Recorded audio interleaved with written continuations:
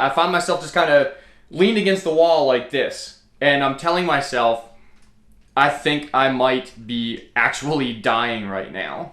Hey YouTube, thank you for joining me for today's video in which we will discuss 2019, the worst year of my life, triggered by the worst panic attack I've ever had. If you've never seen this channel before, I do discuss this in a prior video. Basically, I'm just reliving the experience now, and being 2 years since the incident, almost 2 years to the date, I thought it would be time to look back on it and see how it changed my life since. Where to begin? I guess we'll just start in February of 2019 when I was laying down for bed one night. It was a Saturday night, everything was calm, there wasn't anything really pushing me. No reason to really be triggered as far as my anxiety went, but if you have anxiety, you know how that goes. It hits you whenever it wants to. So I lay down for bed, and I start getting this this knot. It kind of feels like a small balloon, but with a lot of pressure in my chest, right about here. And I can't fall asleep with this discomfort. On top of that, I started getting that lump in my throat feeling, and kind of just this immediate unwell feeling just kind of overtook my whole body. So I get up and I go into the bathroom, and I'm kind of standing there just analyzing what's going on. I'm not focused on any reasons why I would be triggered with anxiety. I'm not even thinking about anxiety. I'm thinking about physically something's happening to me. So I stand there for a minute or two. I'm starting to feel lightheaded. I get that feeling in my shoulder and my arm that just a lot of pressure, starting here and just, going over to this area. So to me, I'm thinking that I'm having a heart attack. I start getting real short of breath. I find myself taking real deep breaths. The more I breathe, the more lightheaded I get. And I find myself just kind of leaned against the wall like this. And I'm telling myself, I think I might be actually dying right now. And in the moment, I really thought that I might pass out on the floor and never wake up again. So while a part of me is thinking I'm about to die, and I guess somewhere inside of me, there's a part of me thinking this will blow over, I didn't go wake my girlfriend up and say, hey, we need to go to the hospital. I just I laid on the couch in the living room, and I sat there, or lay there, for probably about 4 hours before I finally was able to fall asleep and felt a little bit of relief. Well, I summed that up pretty good. That was actually it was a very scary experience because I really thought something was wrong. So not realizing that it was anxiety, a couple of weeks later, maybe less than that,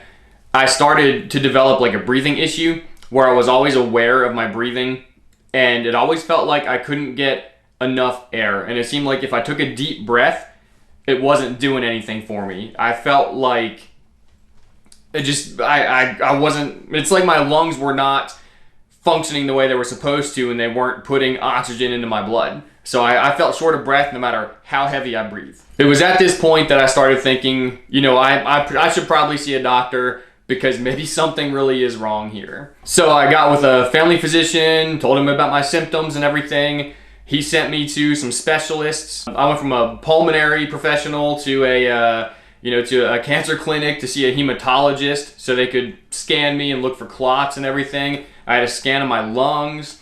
I had a stress test, an ECG. I went through pretty much everything that could be associated physically with a breathing problem. So after I let the doctors put me through the ringer, and all of this took a long time. I mean, from March is probably when my first doctor's visit was, all the way until October, it was actually Halloween. All through there, I was seeing doctors trying to figure out if there was something wrong with me. ECG came back normal, stress test came back normal, pulmonary function came back normal, with a slight chance for asthma, but the doctor didn't seem very convinced. I swear he was just telling me I had mild asthma to give me something, because no doctor had given me anything to go off of yet. But with everything coming back normal, anxiety took over again, and I was thinking to myself, they're not catching what the real problem is. There's something that they're missing, or there's a disease that they're not used to diagnosing that I have. And that's what happens when you have anxiety.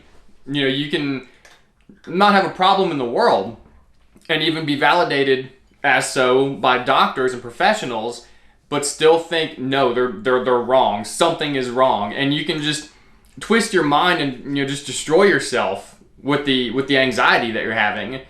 because you think that there's something wrong when there's not. So the biggest issue for me after having that panic attack was the entirety of 2019 when I started experiencing those breathing problems. And I still have them now, which is the problem. It's not as bad as it used to be because I think it's taken, for as long as it has taken, I think I'm finally starting to grow accustomed to it, and I'm finally starting to accept what might be wrong. You know, it's a process trying to trick your brain or convince your brain that it needs to be thinking this and not that.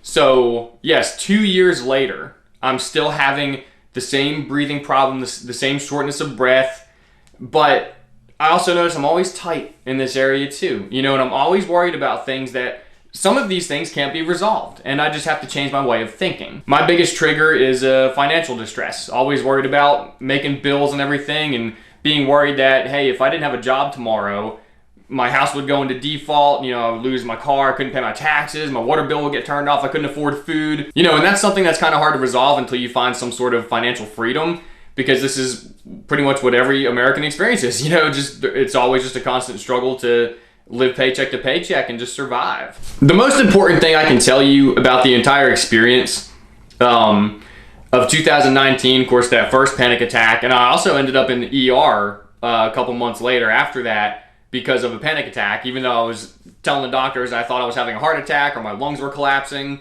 Anything I could think of, you know, that's what the mind does. Again, it has to validate the problem that you're having. But anyway, the main takeaway for me, and I think it's important for you to hear it too, if you are also suffering from anxiety, it takes a while to change your mindset, to become accepting of the symptoms that you have, and you know, change your life. You know, here I am 2 years later, still having these symptoms, but I'm fairly confident that as time goes on from here, I'm going to figure out how to deal with it, and I'm going to figure out how to change the way I think. So don't be discouraged. If you are able to afford the ability to go like see somebody or talk to somebody about your problems, you know, to help you deal with your anxiety, that's great. And even with that, don't expect immediate results. Don't think that your anxiety is going to be cured in a week or after one visit or a month later or even a year later or 2 years later, as like for me. You know, because ultimately anxiety is a thought process.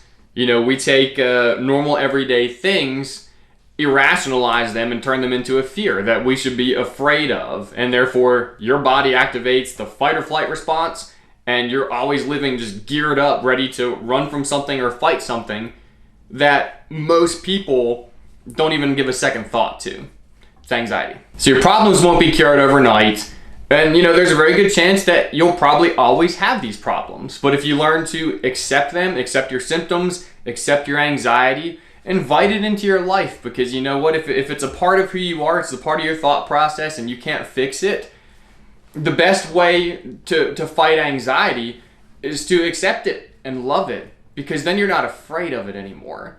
You know, you're not afraid of the symptoms and the feelings when you're expecting them. And you welcome them. It's no longer scary. So changing your thought process towards your triggers and then towards the symptoms that you're having and learning to be more accepting is probably the best way to deal with anxiety. And that's more than likely what any therapist is going to talk to you about, aside from solving or trying to solve or at least talk about the real trigger. So yeah, if you have anxiety, just be patient, and it's a transition period, you know, to go from thinking like this to thinking like that. I'm experiencing myself. So just hang in there. Everything is going to be okay. It just might take a while. If you're dealing with anxiety, one of the best ways to deal with it is to talk about it. So in the comments below, leave a story about a panic attack you've had. Leave a story about the symptoms that you experience.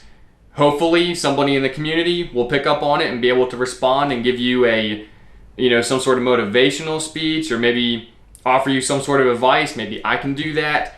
But the best thing to do to deal with it is to talk about it. Don't keep it bottled up. So leave a comment down below. Thank you for watching this video, and I hope to see you in the next one.